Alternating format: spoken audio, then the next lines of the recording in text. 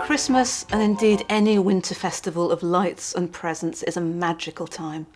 Friends and family get together to share food, wine, often lots of wine, and exchange presents. Children are excited, adults are often wildly distracted, trying to make everything perfect for the family, and the house is full of strangers eating, drinking, and being very, very merry. Despite all of this fun and enjoyment, however, this is a time when the majority of dog bites in the home occur. And in most of these cases, the victims are children. With a little bit of thought, it isn't difficult to see why. And thankfully, with this knowledge, it's really easy to prevent. Firstly, the children are off school and at home, often with lots of their friends around. And not only that, they're wildly excited. Christmas is coming. The dog's usual predictable home is a scene of upheaval. There are things everywhere. Tinsel and glitter seem to cover everything. And more to the point, someone's brought in a tree. And unlike any other tree, the dog's forbidden from touching it, chewing it, and weeing on it appears to be a very definite no-no. There are unexpected visitors to the house, and while the children really wish Auntie Maud wouldn't kiss and hug them, that's nothing compared to the dog's view on this. And once she hits the sherry, well, hey, all bets are off. And to cap it all, the weather isn't great. So the dog is probably getting less physical exercise than usual.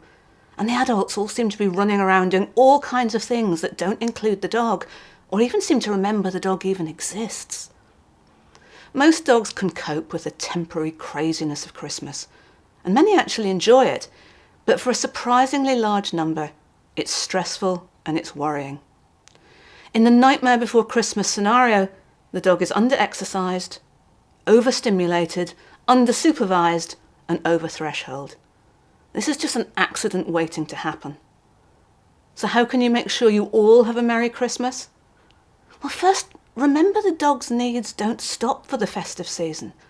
Make sure they get enough exercise, stimulation, and indeed your attention, as they do at every other time of the year. Try to keep your dog's routine the same as always. It's easier for a dog to cope with the unexpected if they have predictability for all the rest of the time. Supervise all interactions between children and dogs. That's your own children as well as strange ones. And if you can't, use baby gates to keep them separate, or just keep the dog with you all the time. Watch out for any signs your dog might be getting stressed. Dogs can't tell you when they're beginning to feel worried, so you need to look out for their telltale signs. This might be as subtle as licking their lips, yawning, showing the whites of their eyes, or just trying to move away.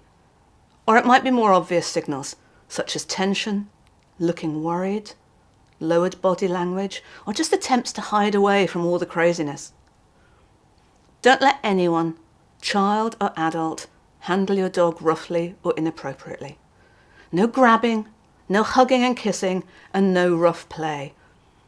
And this is especially important when alcohol is involved, as from a dog point of view, drunk people behave very unpredictably. Have a safe space too for your dog where they can go and not be disturbed. Use this space anytime things get a bit chaotic, noisy, or you just can't supervise your dog. And make sure the dog has a special treat to make their den feel like somewhere they really want to be, and not as if they're locked away from all the fun. Perhaps the most important thing you can do, however, is just make sure you have some dog time every day.